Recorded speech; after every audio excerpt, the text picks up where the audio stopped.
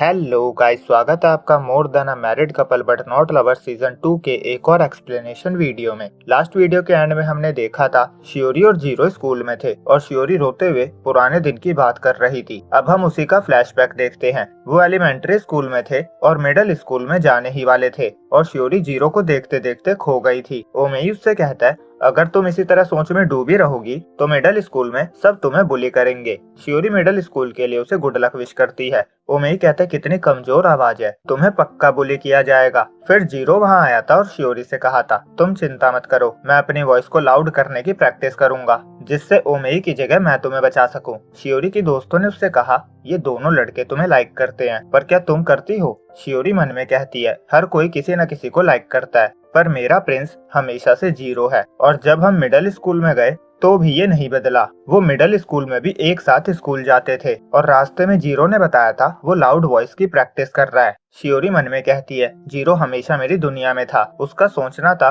अगर जीरो मेरे साथ हमेशा ऐसे ही रहे तो ये मैरिज जैसा होगा, और मैरिज के नाम से वो लाल हो गई थी। स्कूल में वो एक दूसरे के पास ही बैठते थे। शियोरी का सोचना था, हम एक ही सिटी में रहते हैं, एक ही स्कूल जाते हैं, एक दूसरे के नेक्स्ट में बैठते हैं, शायद यही हमारी किस्मत है। एक दिन जीरो ने उसे बताया वो ट्रैक टीम ज्वाइन होने वाला है। शियोरी कुछ कहना चाहती थी। उसने सोचा, अगर जीरो को पता चला कि मैं उसे लाइक करती हूँ तो ये बहुत एम्बैरेसिंग होगा, इसीलिए उसने कुछ नहीं कहा। फिर एक दिन वो दोनों लाइब्रेरी में थे। शियोरी यही सोच रही थी कि अगर उसे पता चला मैं उसे लाइक करती हूँ तो क्या होगा। वो सोचती है, क्या जीरो किसी को लाइक करता है? क्या वो किसी में इंटरेस्टेड है? मुझे नहीं लगता। वो दूसरे लड़कों की तरह अजीब चीजों की बातें नहीं करता। और शियोरी ने लव समझने के लिए एक बुक रेंट पे भी ले रखी थी। वो सोचती है, काश उनकी फीलिंग्स म्यूचुअल होती। आगे उसका सोचना था, कन्फेशन के बाद क्या होता है? शादी की एज पूरी होने का वेट करना होता है क्या? तो फिर डेट करने का क्या पर्पस होता है? किस और एक दूसरे को नेक्ड देखना? और वो बहुत ज्यादा एम्बैरेस फील कर रही थी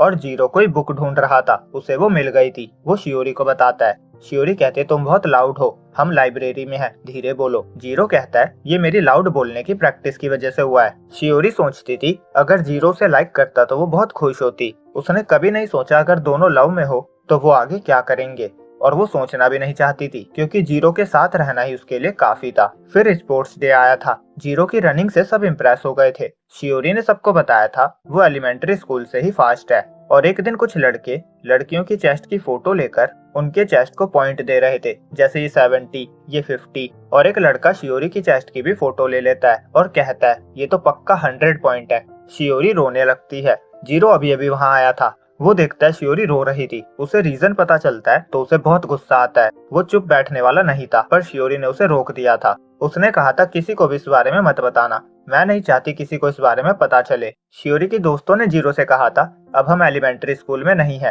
तुम्हें इन चीजों को लेकर थोड़ा अवेयर होना चाहिए। फिर एक दिन शियोरी की दोस्त उससे पूछती है, क्या जीरो और वो डेट कर रहे हैं? शियोरी मना कर देती है। उसकी दोस्त का कहना था वो साथ स्कूल जाते आते हैं, इसीलिए उन्हें लगा। शियोरी बताती है, वो एलिमेंट्री स्कूल से ही एक साथ स्कूल आते हैं, और जब वो क्लास में जाती है तो वहाँ कुछ लड़के टीचर की ब्रा के बारे में बात कर रहे थे और उसकी स्कर्ट के बारे में बात कर रहे थे। वो सब बैट लगा रहे थे कि टीचर अगले दिन भी ट्रांसपेरेंट वाली पहन के आएगी या नहीं। वो कहते हैं, सभी लड़कों का ध्यान बोर्ड की जगह इन्हीं चीज पे था। शियोरी और नहीं सुन पाती और वो बाहर आ जाती है। जीरो से पूछता है, क्या हुआ? शियोरी के दिमाग में वही बातें घूम रही थी। सभी लड़कों का ध्यान बोर्ड की जगह उसी चीज पे था। वो सोचती है, क्या जीरो भी? और वो बेहोश होकर गिरने वाली थी, पर जीरो से पकड़ लेता है और वो चिल्लाता है, टीचर को बुलाओ। शियोरी को ले जाने के बाद उसकी एक दोस्त जीरो से कहती है, शियोरी लड़कों के साथ सही से नहीं रह पाती, पर तुम्हारे साथ उसे कोई प्रॉब्लम नहीं होती। अगर तुम चाहते हो वो तुम्हें हिट ना करे तो उसके सामने परवर्ट बातें मत करना।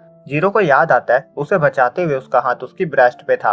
वो डर के मारे कांप रहा था और लड़की की बातें उसके दिमाग में घूम रही थी। अब किसी और दिन वो दोनों एक साथ स्कूल जा रहे थे और बातों बातों में शियोरी ने पूछ लिया था, क्या वो किसी को लाइक करता है? वो कहती है, मेरी दोस्त और मैं लव के बारे में बातें कर रही थी, मुझे याद आया मैंने तुमसे इस बारे में कभी नहीं पूछा, इसीलिए आज पूछ रही हूँ। जीरो कहता है, मुझे नहीं समझ आता है प्यार क्या है और लड़कियाँ क्या सोचती है। शियोरी कहती है, मुझे भी नहीं आता, और मैंने तो एलिमेंट्री स्कूल में बस एक ही लड़के से बात करी, इस तरह तो मैं पीछे ही रह जाऊंगी। जीरो कहते, तो क्या हुआ? अगर तुम किसी चीज में अच्छी नहीं हो तो अपने आप को फोर्स मत करो, पता नहीं आजकल सबको हो क्या गया है, सब बॉयफ्रेंड और गर्लफ्रेंड की ही बातें करते रहते हैं। फिर कुछ दिन बाद अफवाह फैलने लगी कि जीरो और शियोरी डेट कर रहे हैं और इसी वजह से जीरो ने उससे दूरी बनाने का सोचा। एक दिन उसने शियोरी से कह भी दिया उन्हें ज्यादा बात नहीं करनी चाहिए। उसने कहा था तुमने भी अफवाह सुनी होगी। शियोरी ने कहा था उसे फर्क नहीं पड़ता लोग क्या कहते हैं। जीरो ने कहा था पर लोगों को पड़ता है। शियोरी ने कहा था उसे कोई प्रॉब्लम नहीं है, वो ठीक है।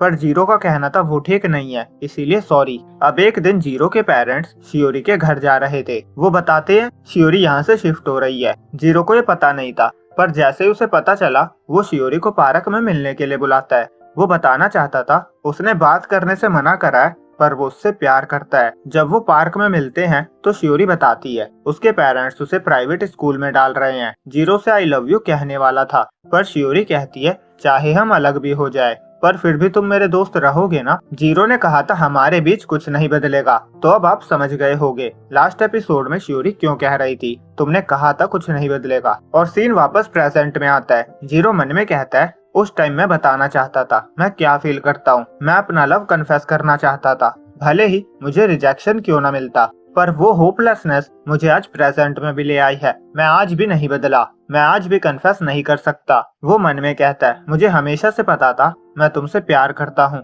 I love you शियोरी, I love you. उसके अंदर का जीरो बाहर आकर कह रहा था कुछ तो बोलो जीरो, जल्दी कुछ कहो। और शियोरी मन में कह रही थी मैं हमेशा जेलस थी। जैसे जीरो अकारी को देखता था, जैसे वो उसे ट्रीट करता था, वो उसके लिए काइंड था। मुझे हमेशा उसे देखकर जेलसी होती थी। पर मुझे रियलाइज हुआ जीरो ने मुझे भी हमेशा वैसे ही ट्रीट किया, वो भी बहुत लॉन्ग टाइम तक। मैंने उसे ग्रांटेड ले लिया और उसका लव नहीं समझ पाई। सॉरी जीरो, ना तुम बदले हो और ना मैं। हम दोनों ही कावर्ड हैं। हमें पता होते हुए भी हम ना पता होने का नाटक कर रहे थे और ऐसे करते करते 6 साल बीत गए। पर हम जो कर सकते थे हमने किया। और जीरो भी रोने लगता है। वो कहता है मुझे प्यार करने के लिए थैंक्स शियोरी, पर सॉरी। शियोरी भी उसे सॉरी कहती है। वो कहती है तुम अकेले नहीं थे जो कह नहीं पाए, मैं भी नहीं कह पाई, तुमने भी बहुत सफर किया, थैंक यू जीरो। और दोनों बहुत ज्यादा रोने लगते हैं। अगले सीन में शियोरी रोते हुए घर जा रही थी और कह रही थी सब खत्म हो गया। वो कहती है मैं खुद को रोक नहीं पाई और सब कह दिया। मैं ऑलवेज उससे प्यार करती थी। वो कहती है मैं सोचती थी रोमांस अजीब होता है। मेरा स्कूल चेंज हुआ, मैं जीरो से अलग हुई, पर मैं एनवायरनमेंट के साथ खुद को नहीं बदल पाई। और फिर हाई स्कूल में मैं जीरो से फिर मिल गई और उसने जितनी बार कहा उसकी लड़कियों से नहीं बनती, मैं रिलीफ फील करने लगी। काश मैं जैसे जीरो को प्यार करती हूँ वैसे खुद से कर पाती। इसीलिए नहीं कि मैं जीरो के साथ नहीं रहना चाहती, बल्कि इसलिए कि मैं खुद को ऐसा चेंज करूँ कि वो चाहे मैं उसके साथ रहूं और वो मुझ पे डिपेंड हो सके। अब मेरा गोल खुद के लिए और मॉम डैड के लिए स्टैंड होना है। मुझे यूनिवर्सिटी जाना है। दूसरी तरफ जीरो भी बहुत सैड फील कर रहा था। उसकी आंखें दर्द हो रही थी। वो कहता है आज तक मैं ट्राई कर रहा था कि किसी को हर्ट ना करूं, पर मैं हमेशा होपलेस बना रहा। मुझसे जो भी कहा जाता था मैं सबको अवॉइड करता था, अननेसेसरी प्रॉब्लम से दूर रहता था और स्कूल सिखाने लगा कि एक मैन और वुमेन का रिलेशनशिप कैसा होना चाहिए। अब सब कुछ लॉजिकल लग रहा है। वो कहता है मैं घर पे अकेला हूँ, पर फिर भी मैं ये नहीं कह पा रहा कि उसे खोने के डर से ही मैंने उसे खो दिया। ये बात मत भूलना। ये सब कुछ वो खुद से कहता है। दूसरी तरफ अकारी जीरो को मिस कर रही थी। फिर उसका डॉग उसके पास आता है। वो उसे पैट करती है और कहती है मैं उन हाथों को मिस कर रही हूँ जिनसे मैं प्यार करती हूँ। और यहीं पे ये एपिसोड एंड होता है। तो अब जीरो का विजन क्लियर हो चुका है। उसके लिए एक ही लड़की है और वो है अकारी। और नेक्स्ट एपिसोड में अकारी वापस जीरो के पास पहुंच जाएगी। और मैं बता दूं अभी तक हमने 63 चैप्टर्स कवर कर लिए हैं। बस 5 चैप्टर ही बचे हैं, वो भी 2 से 3 दिन में हो ही जाएंगे। तो वीडियो अच्छी लगी हो तो लाइक और चैनल को सब्सक्राइब करना ना भूले।